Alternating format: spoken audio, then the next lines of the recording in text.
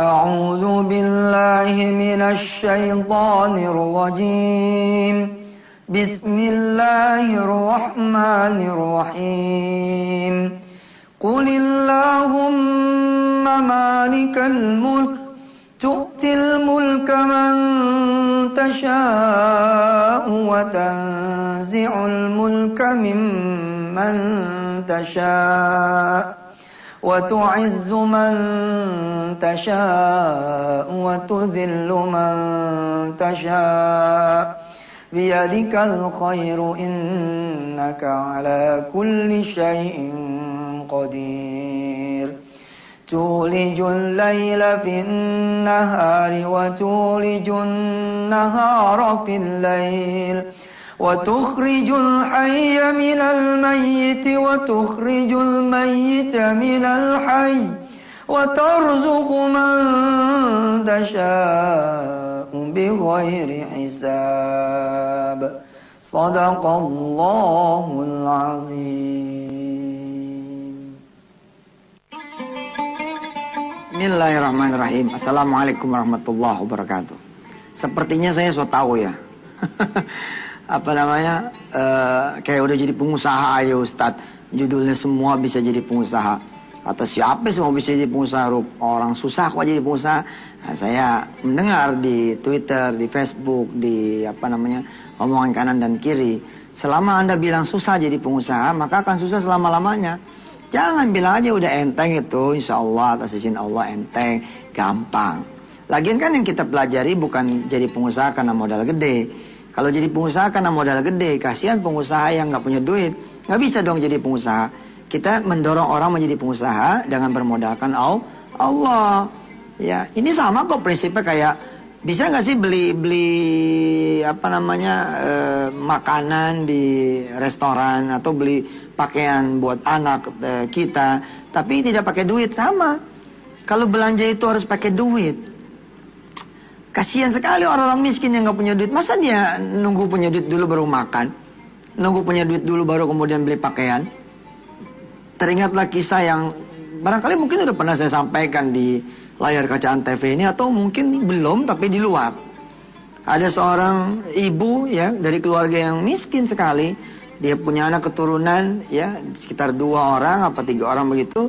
Kemudian dia bilang sama anak-anaknya, tahun ini siapa yang menjatuhkan kupon zakat di rumah kita, tolak. Tolak.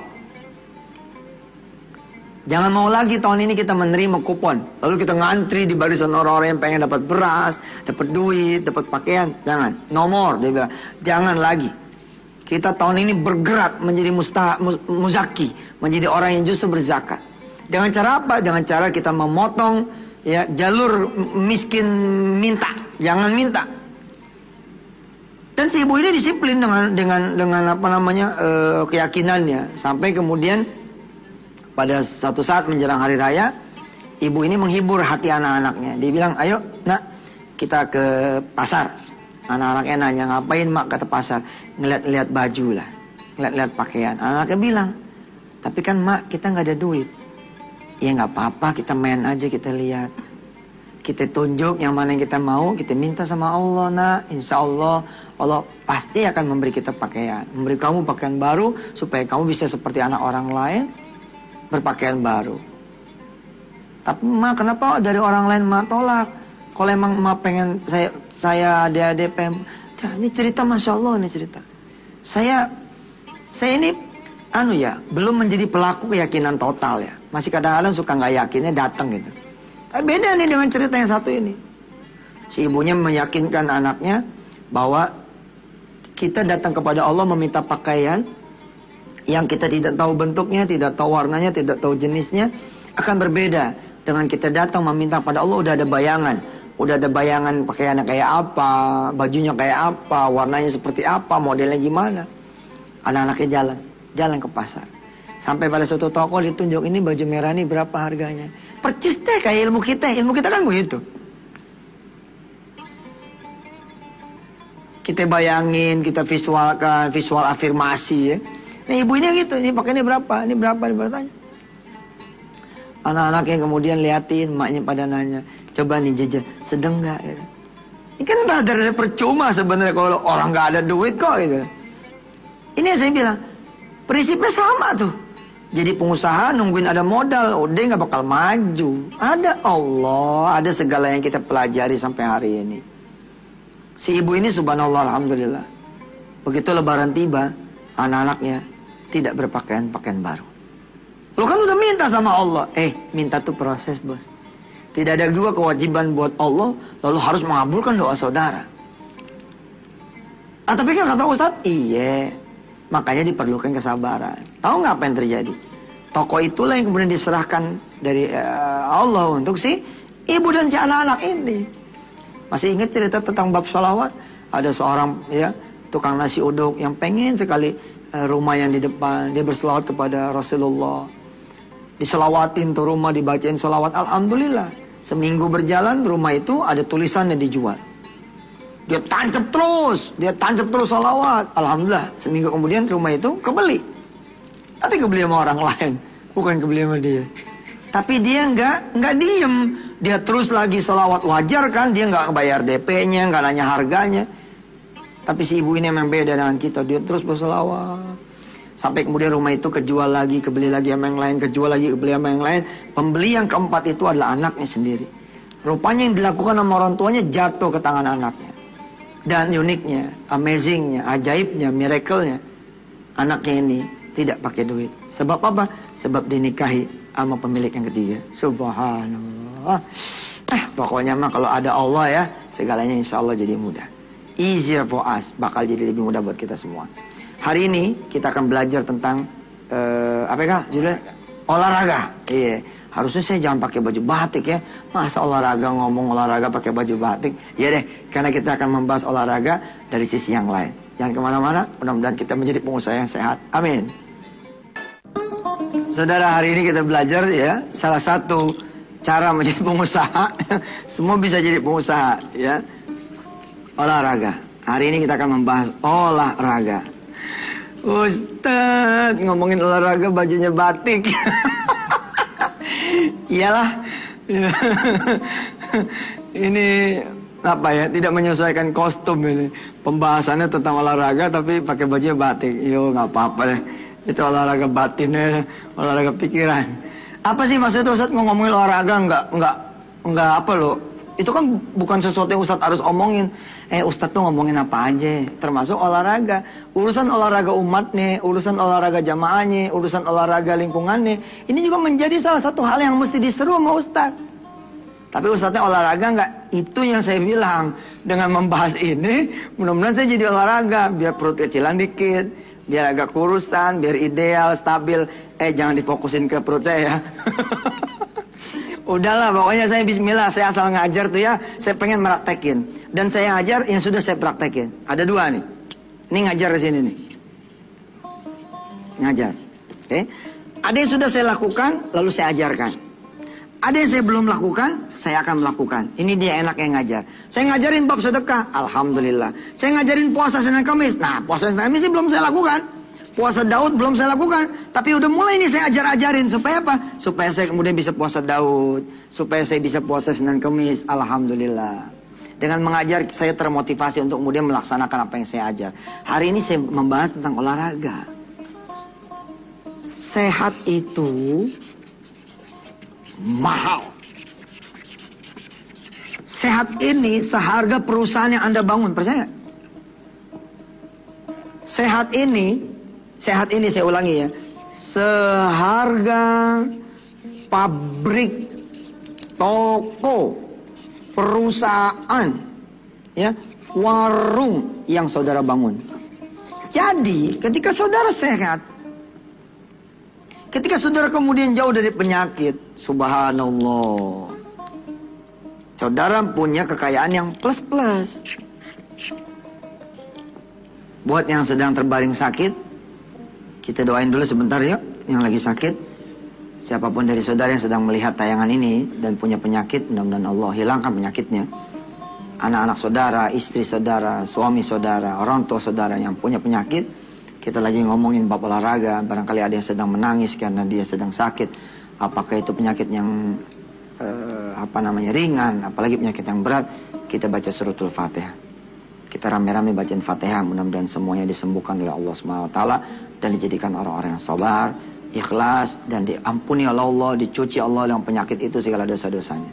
Ala hadhihi niyyah likulli niyyatin salihah wa ila hadrati habibina wa syafi'ina wa qurrati a'yunina maulana Muhammadin sallallahu alaihi wasallam. Ya Allah, mudah-mudahan Al-Fatihah ini juga bisa menjadi obat buat mereka semua yang sakit, agar Engkau angkat penyakitnya, untuk penyakit orang-orang di sekitarnya, yang ada di dekatnya, dari orang yang mereka cintai, dari orang yang mereka sayangi, dan untuk segenap penyakit kaum muslimin muslimat, mukminin mukminat di seluruh duniamu ya Allah, dan untuknya sehat agar terjaga dari segala penyakit. Al-Fatihah. A'udzubillahi minasyaitonirrajim. Bismillahirrahmanirrahim. Alhamdulillahirabbil alamin arrahmanir rahim maliki yaumiddin. Iyyaka na'budu wa iyyaka nasta'in ihdinas siratal mustaqim siratal ladzina an'amta 'alaihim ghairil maghdubi 'alaihim waladdallin. Ighfir lana wa lahum. Amin. Salah satu penyebab kemudian badan kita sakit adalah kita kurang olahraga. Andai segala yang sunnah terpenuhi, mungkin badan kita sehat juga tanpa olahraga yang berarti. Contoh, jalan bolak-balik ke masjid, ini sudah hampir tidak ada, kecuali segelintir orang. Segelintir orang pun sekarang sudah tidak sehat jalan itu. Kenapa? Karena jarak dari rumah dia ke masjid itu dekat sekali. Ada yang buka pintu langsung masjid.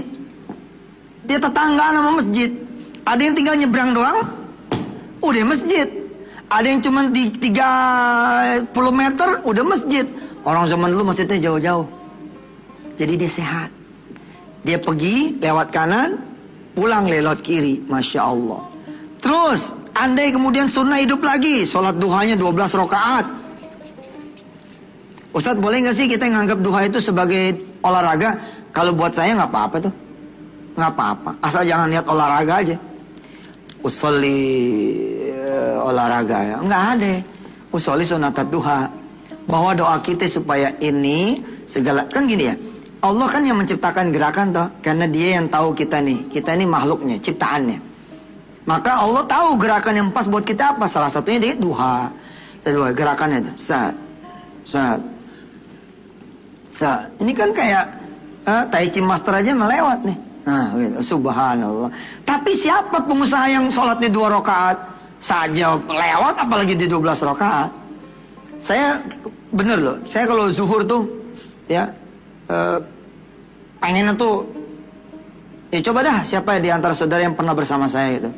Insya Allah saya kalau nggak lagi buru-buru ya, tapi persoalan itu saat kita buru-buru melulu, emang susah sih, harusnya ngatur gitu ya. Kita sholat duhanya, sholat zuhurnya kita 12 rakaat, 4 sayap kanannya qobliyah, 4 intinya, 4 ba'diyah. Gerakan kita ini 12 rakaat, ini sama olahraga tuh. Berapa puluh rakaat dalam satu hari, itu menyamai berapa kemudian kilometer yang kita jalan. Apalagi kalau kemudian sebagai seorang pengusaha, calon pengusaha, dan atau siapapun profesi saudara, olahraga dipentingi. Habis sholat subuh kita jalan kaki yang jauh, pulang minta dijemput sama anak, kejauhan nih gue jalan. Ya dah, kita terusin lagi ya. Masih ada berapa segmen ya? Berapa segmen kita? Masih ada 1. Insya Allah kita teruskan setelah 1 ini ya. Bagaimana tipsnya olahraga tapi mengandung ibadah. Subhanallah. Alhamdulillah pemirsa yang dirahmati Allah, saya berkenan diizinkan oleh Allah, dan Allah pun mengizinkan saya menyampaikan hal ini. Olahragalah supaya badan kita jadi sehat. Ada olahraga otak, kita ngaji, kita berpikir yang baik-baik, jangan berpikir yang buruk-buruk, jangan berpikir kotor, jangan merencanakan sesuatu yang jahat. Ini sesungguhnya kita olahraga otak. Otak kita nanti tidak akan memproduksi sel-sel yang jahat, sel-sel yang jelek yang membuat kita malah menjadi punya penyakit di seputar kepala. Ya, hari ini saya berdoa kepada Allah agar saya pun mencintai olahraga ya. Emang nih, mestinya di usia saya ini lagi gagah-gagahnya nih, ya lagi gagah-gagah olahraga, mestinya gitu. Ya ini ada pernah saya ikut lomba jalan sehat ya, saya cuma ngebuka doang, habis itu ikut mobil panitia, kan nggak beres ini. contoh yang tidak baik ini. Insya Allah saya akan perbaiki diri, saya akan bersama saudara semua, insya Allah saya akan olahraga. Insya Allah. Sejauh ini sih saya sudah mulai ya. Udah mulai kalau lagi break gitu, kita lompat-lompat dikit. Ya insya Allah lah. Saudara, terus apa sih bedanya Ustadz menyampaikan olahraga dengan olahraga beneran yang menyampaikan olahraga? Di sini bedanya. Bagaimana saya sebagai seorang Ustadz mengajarkan diri saya dan saudara semua olahraga yang kemudian membawa saudara menjadi ibadah. Olahraga yang membawa saudara kemudian bertambah dekat dengan Allah Subhanahu Wa Taala. Contoh ini, Mas. Saudara begitu lari pagi nih ke Monas, ke Ancol, atau ke Senayan gitu, atau kemana di kampung Anda, di kabupaten Anda, ente bawa duit agak lebihan dikit. Paham? Bawa duit agak banyakan dikit. Jadi olahraga plus apa? Olahraga plus sedekah.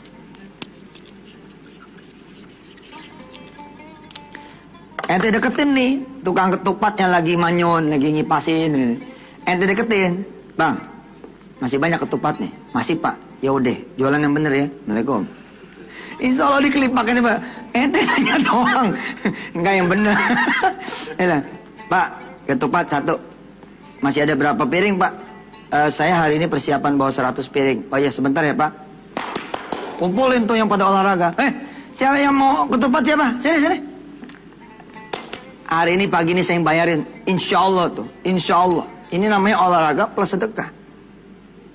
Tukang ketupat juga akan senang. Tukang ketupat akan senang, subhanallah. Kalau tukang ketupat udah senang, orang-orang ikut olahraga udah pada senang. Insya Allah Allah ngasih sehat juga. Ngasih sehat dari senyumannya tukang ketupat. Ngasih senyumannya dari siapa? Dapat pahala dari senyumannya orang-orang dibayarin. Kira-kira begitu. Terus ente makan soto. Makan soto, habis olahraga kita suka nyoto nih. Nah, gimana supaya sehat? Ikut nyuci piring. Ikut nyuci piring tukang soto. Insya Allah namanya itu pengusaha iseng. Pain. Enggak lah, maksud saya begini, tanya tukang soto, bang, punya anak berapa? Ada 2 anak saya pak. Sekolah di mana? Ada dekat sini, SD Cikini, sini depan. Oh, kelas berapa? Kelas 3. Siapa namanya? Jamil. Oh ya udah. Kelihatannya kan kayak nggak ada apa-apa ya. Kelihatannya kayak nggak ada apa gitu, nggak ada titik apa koma gitu. Ternyata salah. Habis selesai, kan kita pengusaha dong, jaringannya kan ada ya kan. Kita SMS staff kita, tolong ente ke Cikini, ada anak kelas 3 namanya Jamil. Lo bayarin sampai kelas 6-nya, tutup langsung. Subhanallah, ini dia olahraga tak mantap. Terus bikin teman-teman satu kantor, ayo kita semua pakai sepeda. Kita sepedahan. Tapi jangan lupa, bawa kemoceng, bawa KNPL, bawa ember, ya. Ngapain coba? Habis kita olahraga pagi, pulangnya mampir ke masjid. Kita duha. Habis duha, kita lapin masjid. Kita kemudian pelin itu, kemudian lantai masjid. Kita bersihin karpetnya, kabang-kabangnya, segala macamnya. Allahu Akbar. Ini dia olahraga plus ibadah. Cakep kan? Jangan ente jadi pengusaha olahraga, ya. Pengusaha nih. Olahraga pakai celana pendek. Yang putri pakai celana pendek, yang putra celana pendek. Aurat putra itu tetap didengkul. Didengkul aurat putra.